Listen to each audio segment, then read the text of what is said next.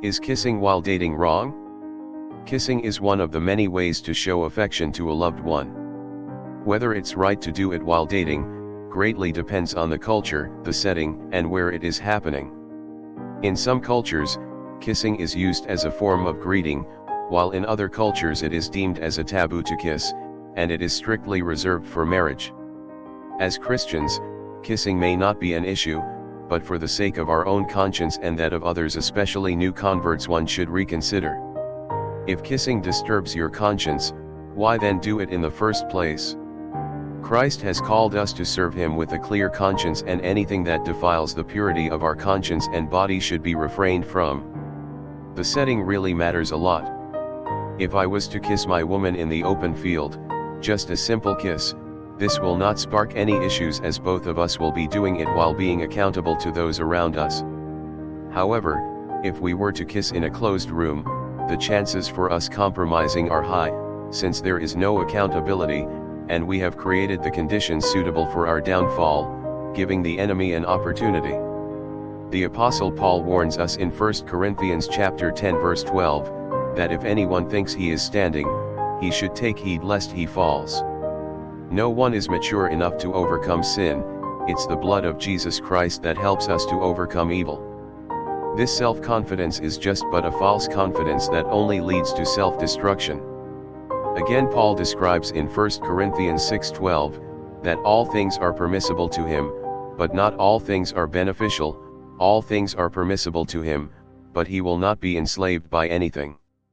The same is true to us, as we have the choice to do whatever we want, but of what benefit is it?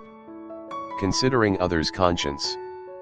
1 Corinthians 8 describes a detailed discussion on a matter Paul was handling in the church at Corinth. It was a matter concerning foods offered to idols. He warns us who are men of knowledge to avoid doing anything that can wound the conscience of the weak brethren. Anything we do that causes brethren to stumble, it is considered to be sinful, and therefore we sin against Christ. For suppose someone sees you, a man having knowledge, reclining at table in an idol's temple, might he not be encouraged and emboldened to violate his own conscientious scruples if he is weak and uncertain, and eat what to him is for the purpose of idol worship? And so by your enlightenment, your knowledge of spiritual things, this weak man is ruined the brother for whom Christ died. And when you sin against your brethren in this way, wounding and damaging their weak conscience, you sin against Christ. Therefore, if food is a cause of my brother's falling or of hindering his spiritual advancement, I will not eat such flesh forever, lest I cause my brother to be tripped up and fall and to be offended. Again, Paul presents the same case in 1 Corinthians 10:25-26. He tells the brethren to eat anything that is sold in the meat market without raising any question or investigating on the grounds of conscientious scruples, for the whole earth is the Lord's and everything that is in it. Does Paul contradict himself? The answer is no. In this case, he is advising us to eat whatever is sold in the market without raising any question on the ground of conscience. For the earth is the Lord's and anything in it.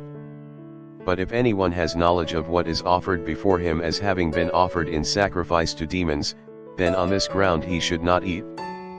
Paul's conclusion on this matter is that whatever we eat or drink, or whatever we do, we should do it for the glory of God.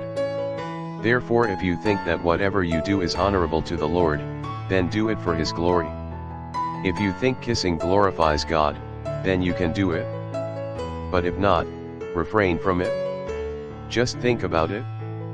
Please consider subscribing to my YouTube channel. God bless you.